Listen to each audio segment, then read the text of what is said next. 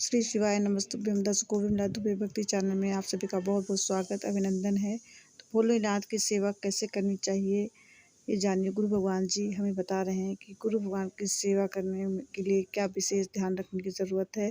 तो जो हमारे चैनल में न्यू हैं हमारे दर्शक, वो लाइक करें, सब्सक्राइब करें, चैनल को सब्सक्राइब कर लें, लाइक कमेंट ज़रूर कर दें, बेल आइकन दबाना बिल्कुल भी ना भूलें। कमेंट में श्री शिवाय नमस्तुभ्यम आप लोग ज़रूर लिखें। वीडियो को आप पूरा वॉच करें। यदि आप पूरा वॉच नहीं करेंगे तो गुरु भगवान के बताए हुए जो भी उपाय है वो आप नहीं जान पाएंगे। तो आप लोग पूरा वीडियो वॉच कीजिए और वीडियो अच्छा लगे तो शेयर भी कीजिए। तो आगे सुनिए गुरु भगवान हमें क्या बता रहे हैं, ध्यान से सुनिए।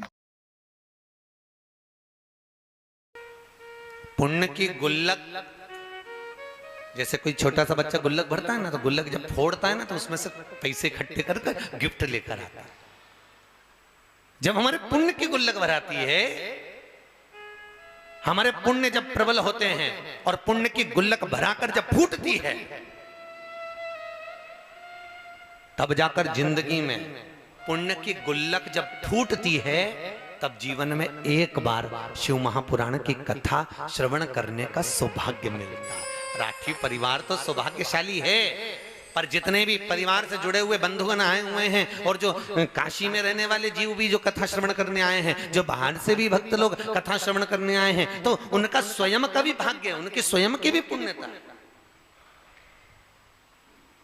कि आप अभिमुक्त नगरी, मोक्ष नगरी काशी में कथा को रसपान कर। ये वो काशी है जो सतयुग में भी समाप्त नहीं होती, त्रेता में भी समाप्त नहीं होती, द्वापर में भी समाप्त नहीं होती, कलयुग में भी समाप्त नहीं होती। फिर सतयुग आएगा, फिर त्रेता, फिर द्वापर, फिर कलयुग, पर ये काशी अजर और अमर, ये नष्ट नहीं होती। यथा की यथा, वहीं की वहीं।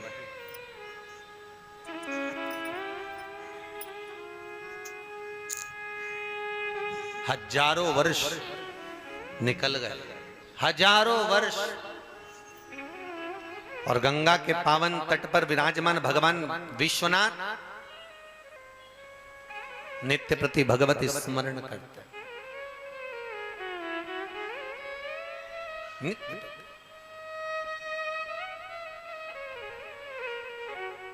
और एक बात हम अपनी जिंदगी में उतार कर रखिए, उसका नाम ही विश्वनाथ है।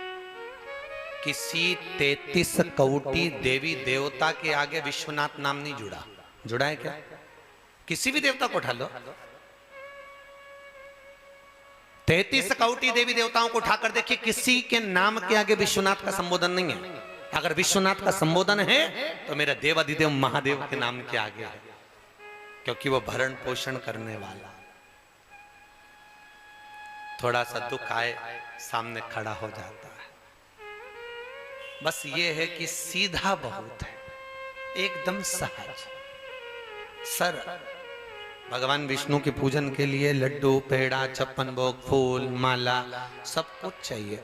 सुंदर सुंदर वस्त्र भी चाहिए, राम जी की सेवा में भी चाहिए। 33 कौटी देवताओं के सभी की सेवा में एक से बढ़कर एक वस्त्र चाहिए, आभूषण चाहिए, रत्न चाहिए, माणिक मोती चाहिए, कुछ भोजन, कुछ पकवान अच्छे चाहिए। पर महादेव की सेवा में, भगवान विश्वनाथ की सेवा में, भगवान शंकर की सेवा में किसी चीज की जरूरत नहीं है। शंकर कहते हैं तुम्हारे पास जल है तो समर्पित कर दो, जल हो तो समर्पित कर। एक बहुत अच्छा प्रश्न है महाराज।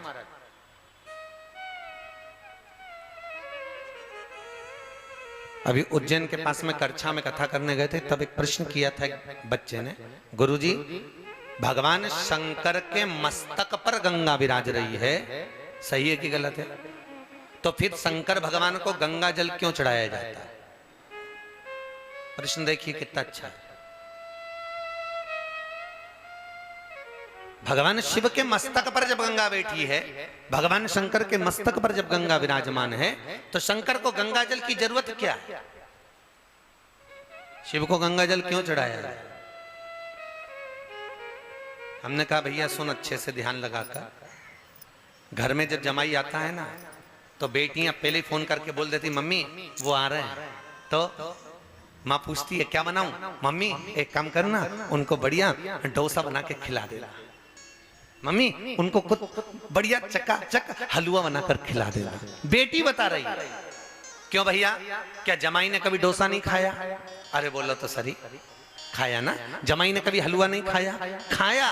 पर बेटी को उनको क्या अच्छा लगता है वो मालूम है। तो बेटी ने अपनी माँ से कहा मम्मी उसको डोसा खिला देना, उनको तुम हलवा खिला देना। क्या जमाई ने हलवा नहीं खाया था? क्या जमाई ने डोसा नहीं खाया? खाया। पर माँ से बेटी कह रही है उनको ये खिला दे।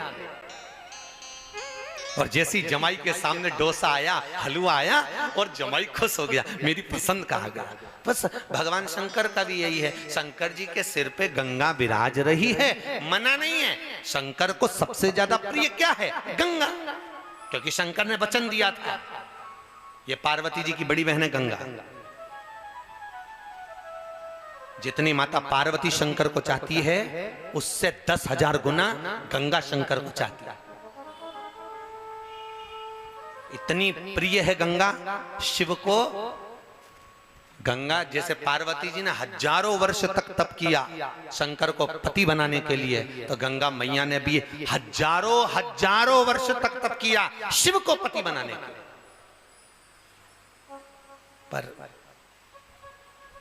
तो कहते हैं ना, एक दिन राधा जी ने भगवान कृष्ण से पूछा था कन्हैया ये बताओ मैं कहां कहां पर हूं? भगवान कहते हैं तू मेरी धड़कनों में, तू मेरी रोम रोम में, तू मेरी नस नस में, तू मेरे दिल में, तू मेरे चित्त में, तू मेरी वृत्ति में, तू मेरे रोम रोम में, तू मेरी श्वासों में। राधा तू सर्वस्व है, हर जगह पर है। फिर राधा ने पूछ लिया कृष्ण ये बताओ मैं कहां नहीं हूं? भगवान कहते हैं राधा तू मेरी किस्मत में नहीं है,